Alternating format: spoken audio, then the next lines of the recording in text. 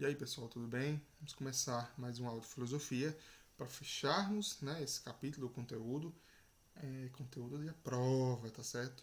Falando em prova, lembrando que alguns de vocês ainda não realizaram, não fizeram, ou muitos de vocês ainda não fizeram o nosso trabalho, tá certo?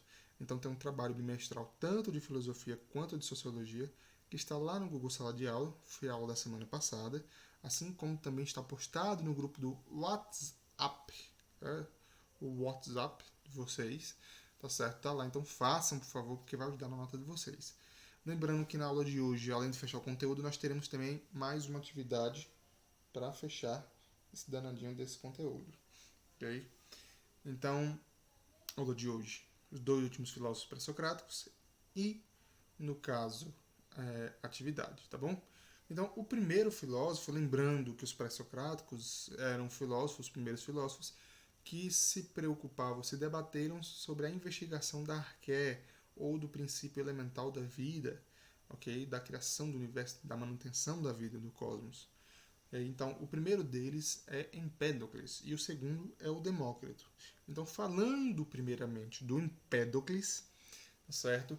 Ele foi um filósofo que ele disse que não apenas um elemento seria responsável pela criação e manutenção da vida e do cosmos, mas sim quatro elementos diferentes: o fogo, a terra, o ar e a água.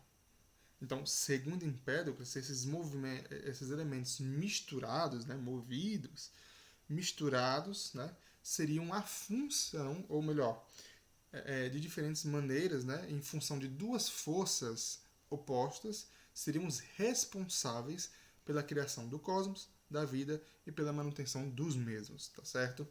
Então, os quatro elementos misturados, né, movimentando-se através de duas forças opostas. Mas que forças opostas seriam essas? A força de atração, que seria o amor do grego, filia. Então, segundo Empédocles, existia uma força, né, o amor, ou filia, que era responsável pela atração, certo, dos seres, dos elementos, seria responsável pelo crescimento, pelo movimento crescente, digamos assim, e harmonização de todas as coisas. O seu oposto só poderia ser o ódio, ou neikos, do grego, tá certo? Então, o ódio, justamente o oposto do amor, é uma força de repulsão, ou seja, ela não atrai, ela separa os elementos, né, desarmoniza e também é responsável pela decadência, certo? Dos seres, das forças, enfim. Então, para Empédocles, o amor uma força de atração, uma força de crescimento e de harmonização. O ódio, uma força de repulsão, certo? Seriam responsáveis pelo movimento desses elementos, né? Atração, repulsão, ali se movendo, fogo, a terra, o ar e a água, responsáveis pela criação do cosmos, da vida e pela manutenção dos mesmos, certo? Já o Demócrito, ele traz uma ideia diferente, certo? O Demócrito, ele foi um dos filósofos chamados de tomistas. Ele traz uma teoria muito, mas muito interessante e, na minha concepção, muito à frente do tempo dele. Que teoria é essa, Vinícius? O que é isso, tomismo? O Demócrito, né, ou atomismo, perdão. O Demócrito, né, ele vai teorizar, ele vai trazer a ideia de que tudo que existe é composto por partículas invisíveis que nós não podemos ver, certo? E indivisíveis que não se pode dividir, ok? Então, na química, qual é a menor partícula que existe que nós não podemos ver e que não se pode dividir? É o átomo. Então, há milhares de anos atrás, um filósofo, sem objetos científicos, sem aparelhagem científica, pela simples observação da natureza e reflexão racional, ele cria uma teoria, certo? De que existe, de que tudo que existe é formado por partículas invisíveis e que essas partículas são tão pequenas que não podem ser divididas, chamadas de átomos. Olha que coisa louca. Você não consegue enxergar beleza nisso? Você não consegue enxergar algo demais nisso? O cara criou a teoria dos átomos milhares de anos antes da ciência comprovar a existência deles. Isso para mim é fantástico. Então, para Demócrito, tudo que existe é composto por átomos. E os átomos são responsáveis pela criação de tudo que existe, pela manutenção da vida e do cosmos. Então, a arqué de Demócrito é o próprio átomo, tá certo?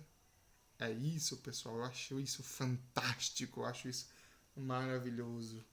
Eu acho isso fora da caixa. Não é possível que o cara pensou nisso há tanto tempo antes da comprovação científica da existência dos átomos.